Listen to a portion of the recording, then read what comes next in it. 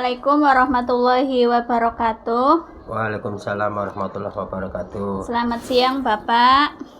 Selamat siang. Dalam kesempatan ini saya Ristini Puji Utami dan Ibu Siti Kurniasari CGP Angkatan 10 akan mewawancarai Bapak selaku Kepala Sekolah SD Negeri Kedung Tukang 2 berkaitan tentang pengambilan keputusan berbasis nilai-nilai kebajikan sebagai pemimpin. Langsung mawon nggih, Pak. Pertanyaan yang pertama, selama ini bagaimana Bapak dalam mengidentifikasi kasus-kasus yang merupakan dilema etika atau bujukan moral? Yang pertama dari saya ya Mbak, ketika ada sebuah masalah atau kasus, yang pertama adalah saya identifikasi dulu masalah tersebut. Kemudian masalah tersebut kami definisikan secara umum, ya. Artinya saya memahami sikap atau masalah atau kasus tersebut, yang mana dengan cara yang terbaik yaitu kita diskusikan. Kemudian yang jelas kami juga akan mengumpulkan bahan-bahan yang mana untuk pemecahan dari masalah tersebut. Tentunya di dalam identifikasi masalah ini saya menekankan pada akar penyebab masalah tersebut dan kita akan cari solusinya. Demikian Mbak. Untuk selama ini Pak, bagaimana Bapak menjalankan pengambilan keputusan di sekolah Bapak, terutama untuk kasus-kasus di mana ada dua kepentingan yang sama-sama benar atau sama-sama mengandung nilai kebajikan, Pak? Terima kasih ya Mbak. Selama ini yang saya jalankan dalam mengambil sebuah keputusan, tentunya kami dengan cara musyawarah, yaitu akan saya cari dengan mufakat solusinya. Jika memang tidak terdapat kesepakatan mufakat dalam musyawarah tersebut, bisa kami lanjutkan dengan pemungutan suara. Jadi pemungutan suara hanya bisa dilakukan ketika musyawarah mufakat itu tidak tercapai. Demikian Mbak. Oke, terima kasih Pak. Untuk pertanyaan berikutnya, langkah-langkah atau prosedur seperti apa yang biasa Bapak lakukan selama ini? Untuk langkah-langkahnya, saya yang pertama adalah kita proses dulu identifikasi masalah atau kasus tersebut. Kemudian yang kedua, kita proses pendefinisian dari tujuannya nanti. Yang ketiga, saya akan mencari teknik pengambilan keputusannya. Kemudian yang keempat, saya akan mengambil langkah-langkah implementasi atau solusinya tersebut. Dan yang kelima, tentunya nanti akan kami evaluasi implementasi tersebut yang sudah kita terapkan. Baik. Demikian Mbak. Untuk pertanyaan selanjutnya ya Pak, hal-hal apa saja yang selama ini Anda anggap efektif dalam pengambilan keputusan pada kasus-kasus dilema etika, Pak? Untuk yang saya anggap efektif dalam solusinya, yang pertama adalah kita identifikasi tentang etika itu tersebut. Kemudian kita buat daftar. Saya buat daftar faktor-faktor yang relevan dari dilema tersebut. Kemudian yang ketiga, saya identifikasi pihak-pihak yang terkait dalam dilema atau kasus masalah tersebut. Kemudian pilihan atau solusi yang kita lakukan dalam kasus ini. Kemudian yang terakhir adalah menentukan apa yang harus kita lakukan untuk menyelesaikan dilema ini. Oke, matur nuwun Pak. Apakah Bapak memiliki sebuah tata kala atau jadwal tertentu dalam sebuah penyelesaian kasus dilema etika? Apakah Bapak langsung menyelesaikan di tempat atau memiliki sebuah jadwal untuk menyelesaikannya? Bentuk atau prosedur apa yang Bapak jalankan? Ya, untuk ada jadwal ya tadi ya Mbak? Iya. Nggih. Iya. Jadi untuk sebuah penyelesaian sebuah masalah atau kasus, tentunya saya tidak serta-merta untuk langsung menyelesaikannya Mbak di tempat atau apa. Tentunya kami juga akan kita identifikasi dulu, kita cari solusi akar permasalahannya, kemudian penyelesaiannya seperti apa. Jadi yang jelas kami menggunakan jadwal. Jadi tidak serta-merta langsung saya putuskan. Artinya saya identifikasi dulu. Iya. Kayak gitu. Oke, Mbak. Kemudian apakah ada tantangan Pak dalam pengambilan keputusan pada kasus-kasus dilema etika? Jelas ada Mbak. Untuk tantangannya jelas ada. Yang jelas saya juga nanti di hati akan berperang antara rasa keadilan dan rasa kasihan, ya. Rasa keadilan dan rasa kasihan atas perlakuan yang sama. Di satu sisi harus ada rasa keadilan, satu sisi ada rasa kasihan. Jadi di sini tentunya ada seperti itu. Kemudian kadang juga tantangannya bisa timbul perbedaan pendapat. Timbul perbedaan pendapat tentang sebuah keputusan. Yang jelas kalau keputusan sudah diambil, mesti ada satu sisi atau pihak-pihak yang mungkin akan menjadi sebuah kelompok-kelompok, yang mana kelompok itu akan berhadapan dengan kelompok yang lebih besar. Itu tantangannya seperti itu. Jadi inilah mungkin dengan didasari mungkin pengambilan keputusan ini dengan latar belakang pemikiran yang berbeda, sehingga mereka mungkin akan terjadi kelompok-kelompok yang mana akan berhadapan antar kelompok di satu sisi dengan kelompok yang lain. Ini tantangan kita. Baik. Itu Mbak dari saya. Lanjut ke pertanyaan selanjutnya, Pak. Oke. Adakah seseorang atau faktor-faktor apa yang selama ini mempermudah atau membantu Bapak dalam pengambilan keputusan dalam kasus-kasus dilema etika? Oke. Faktor yang mempermudah ya Mbak. Iya, betul. Faktor yang mempermudah ya. Ya, insya Allah untuk faktor-faktor yang bisa mempermudah ketika kita mengambil sebuah keputusan, yang pertama itu adalah posisi atau kedudukan. Bisa juga kita mengambil dari beberapa pendapat orang lain, sehingga kita bisa mempermudah mengambil sebuah keputusan. Kemudian yang ketiga, keadaan intern di organisasi kita. Kalau organisasi kita sudah solid, sudah mapan, sudah insya Allah pengambilan keputusan itu akan lebih bagus, ya. Kemudian yang keempat juga ada di keadaan eksternal dari luar itu sendiri yang mempengaruhi organisasi kita ke dalam. Yang kelima tentunya adalah informasi. Jadi kalau ada informasi sudah yang tersedia informasi yang diperlukan, bahasanya itu pemecahan masalah tersebut, sehingga mudah sekali untuk pengambilan sebuah keputusan. Baik, ini dari pertanyaan terakhir dari segala pertanyaan ya Pak. Dari semua hal yang telah disampaikan, pembelajaran apa yang dapat Bapak petik dari pengalaman Bapak mengambil keputusan dilema etika, Pak? Oke, masih ada lagi, ini cuma terakhir ini Pak? Iya, ini terakhir Pak. Saya jawab ya. Untuk pengalaman dari pengambilan keputusan, ini juga sebagai pembelajaran ya Mbak. Kalau kita itu biasanya akan dihadapkan kita mengenali nilai-nilai yang saling bertentangan. Mungkin dalam pengambilan keputusan kita di satu sisi kita harus melihat nilai kemanusiaan, di sisi lain kita dihadapkan melawan nilai tanggung jawab. Kadang itu Mbak, jadi pengalaman kita seperti itu. Nah, itu nilai kemanusiaan akan melawan nilai tanggung jawab.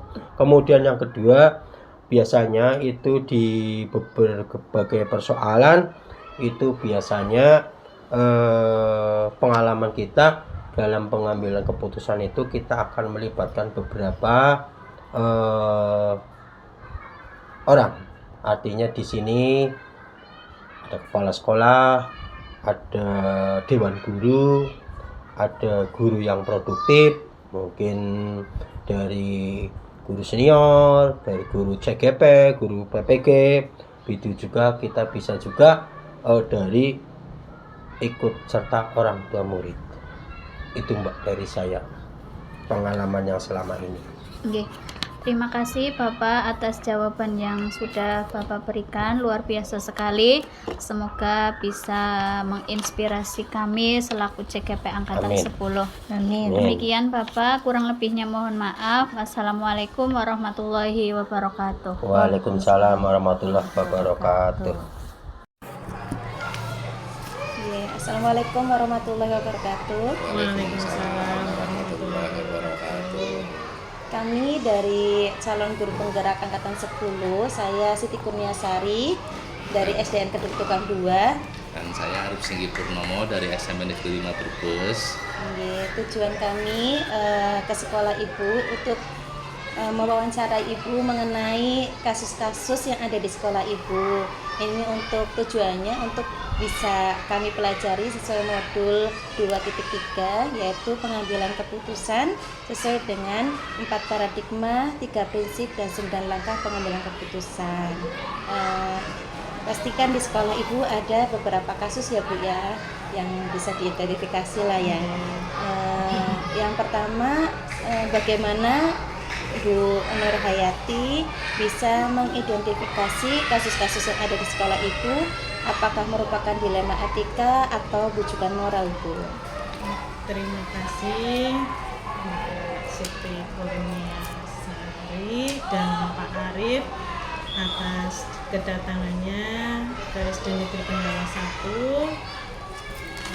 Mudah-mudahan dengan wawancara ini kita bisa mengambil manfaat.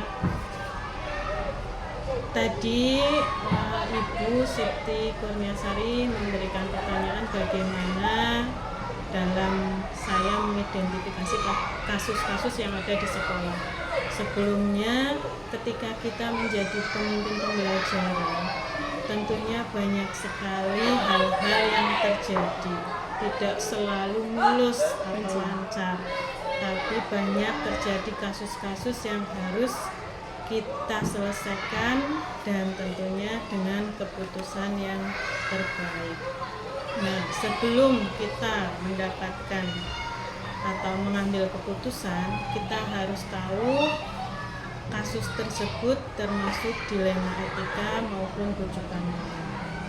Dalam mengidentifikasi sebuah kasus, kita perlu mengetahui ketika kasus tersebut mengandung benar lawan benar, itu berarti termasuk dilema etika, dan kalau kasus tersebut mengandung benar lawan salah berarti termasuk bujukan. Mohon maaf Bu, untuk pertanyaan kedua, selama ini bagaimana Anda menjalankan pengambilan keputusan di sekolah Anda, terutama untuk kasus-kasus di mana ada dua kepentingan yang sama, benar atau sama-sama mengandung nilai kebajikan? Kebetulan saya ini kepala sekolah yang masih muda, belum banyak pengalaman, namun saya sudah mengikuti kegiatan guru penggerak di angkatan 7. Maka dalam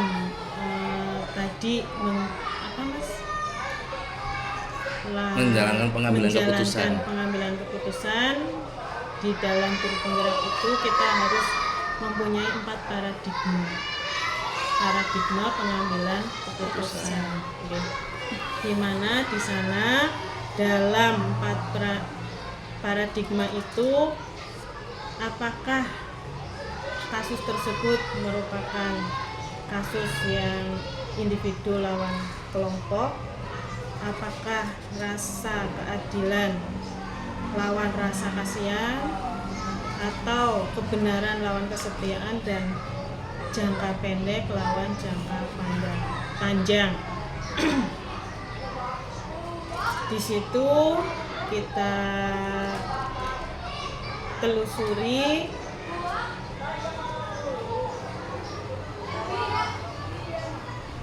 kasusnya, dan tentu kita selalu mengambil keputusan berdasarkan 4 paradigma tersebut. Gitu. Kemudian Ibu, untuk langkah-langkah atau prosedur seperti apa yang biasa Ibu lakukan selama ini? Ya, tentunya ketika kita mendapatkan sebuah kasus atau permasalahan, tidak serta-merta harus langsung diselesaikan. Kita harus ambil langkah-langkah,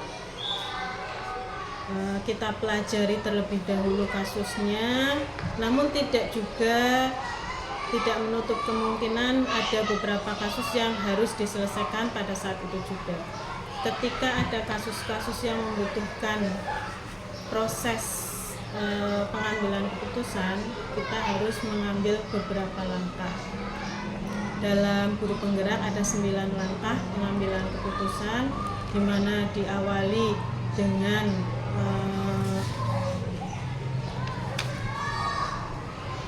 kita kenali dulu kasus tersebut itu bertentangan, mengandung nilai-nilai yang bertentangan atau tidak. Kemudian siapa saja yang terlibat di dalamnya. Dan kita kumpulkan fakta-fakta, apakah fakta-fakta yang ada itu mendukung dalam pengambilan keputusan kita. Dan setelah kita kumpulkan fakta-fakta, kita akan cari sebuah keputusan. Dalam keputusan itu tentunya harus kita uji, tidak langsung kita terapkan, uji dulu kira-kira keputusan itu benar atau salah. Dan harus mengandung prinsip resolusi. Setelah itu kita buat keputusan yang lebih bulat, dan setelah kita buat keputusan yang lebih bulat, itu kita refleksikan lagi. Jadi dalam pengambilan keputusan itu tidak serta-merta kita inginnya selesai seperti ini gitu, tapi harus kita pikirkan dulu, kumpulkan dulu fakta-faktanya, kita timbang-timbang lagi, dan kita rasakan kalau kita berada di posisinya dengan keputusan yang kita ambil, kira-kira masih bisa diterima atau tidak, atau namanya kita refleksikan begitu, sehingga insya Allah keputusan yang kita ambil tidak merugikan orang lain atau orang banyak. Dan tentunya kita harus tetap mengutamakan ketika sebuah keputusan itu melibatkan anak didik, ya yang kita utamakan adalah kepentingan murid.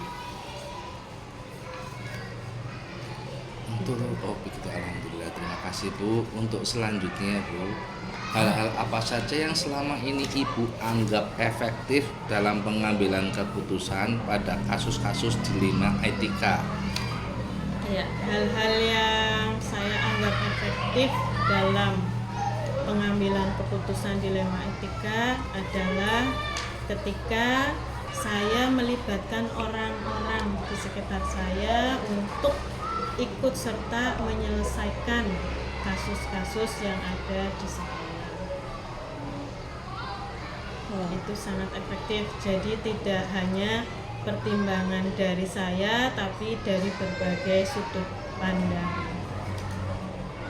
Baik, untuk pertanyaan selanjutnya ya Ibu, hal-hal apa saja yang selama ini merupakan tantangan dalam pengambilan keputusan pada kasus-kasus dilema etika?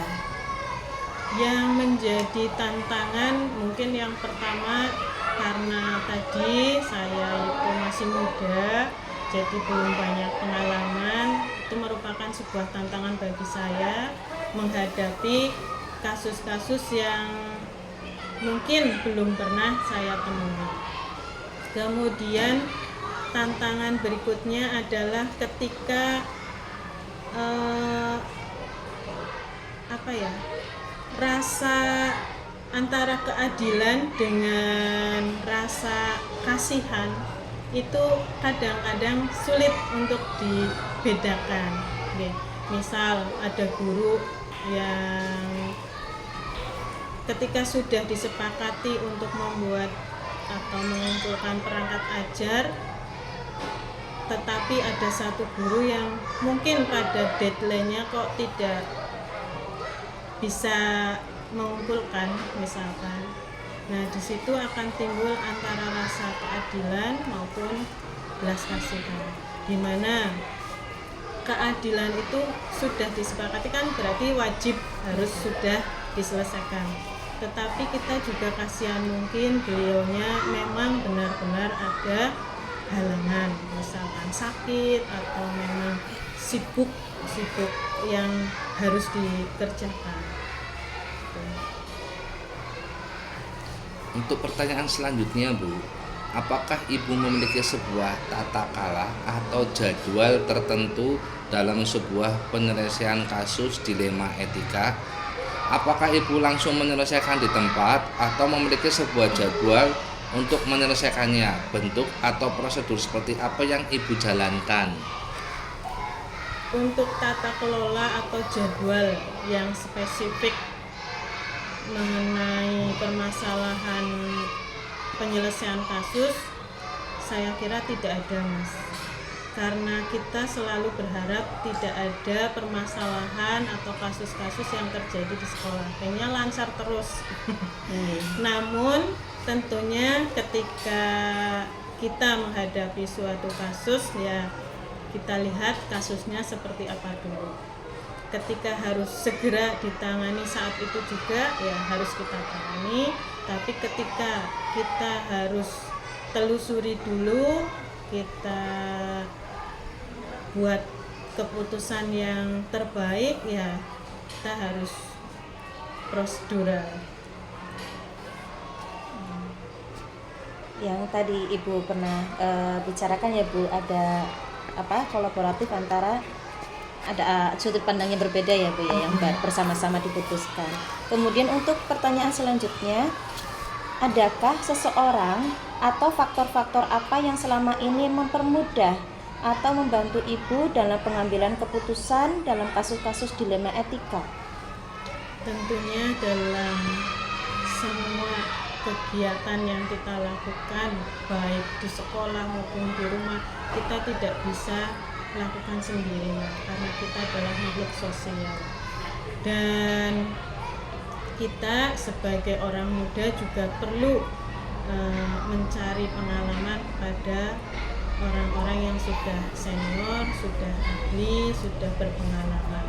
Nah, di sini tentunya dalam sebuah pengambilan keputusan saya akan berusaha untuk selalu melibatkan orang-orang yang ada di dekat saya, seperti misalnya komite sekolah, kemudian pengawas, dan mungkin tokoh-tokoh masyarakat yang ada di lingkungan sekolah.